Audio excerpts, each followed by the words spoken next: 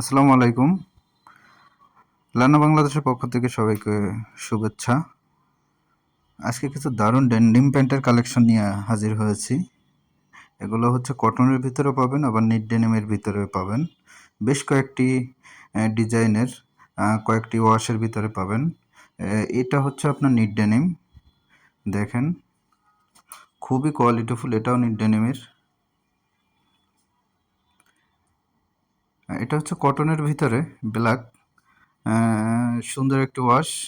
Black, একদম black যেটাকে বলে।